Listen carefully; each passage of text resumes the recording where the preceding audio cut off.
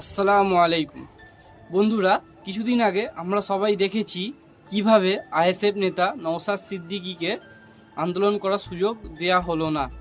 Police তাকে রাস্তায় নামতেই আটক করলো। কেন? কারণ তিনি সাধারণ মানুষের কথা বলেন, অন্যায়ের বিরুদ্ধে দাঁড়ান। আজকের রাজনীতিতে বিজেপি যা করছে সেটা কারো অজানা নয়।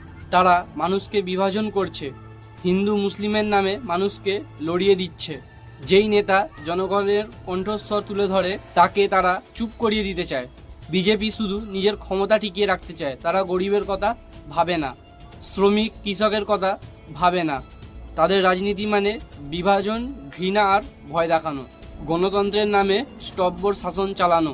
আর তাই যখন কোনো সত্যবাদী নেতা রাস্তায় নামেন তখনই প্রশাসনকে ব্যবহার করে তাকে দমন করা হয়। কিন্তু আমি আপনাদের বলতে চাই, নওশাদ সিদ্দিকীকে আটক করা গেলেও তার কণ্ঠ আটকানো যাবে না।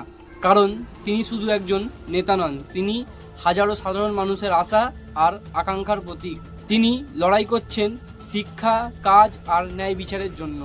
বন্ধুরা, আজ আমাদেরকে একসঙ্গে দাঁড়াতে হবে। বিজেপির ঘৃণা রাজনীতিকে না বলতে হবে। নওশাদ সিদ্দিকীর মতো নেতাদের পাশে দাঁড়াতে হবে। কারণ লড়াইটা শুধু তার একার নয়, আমাদের সবার। এটাই গণতন্ত্র বাঁচানোর লড়াই।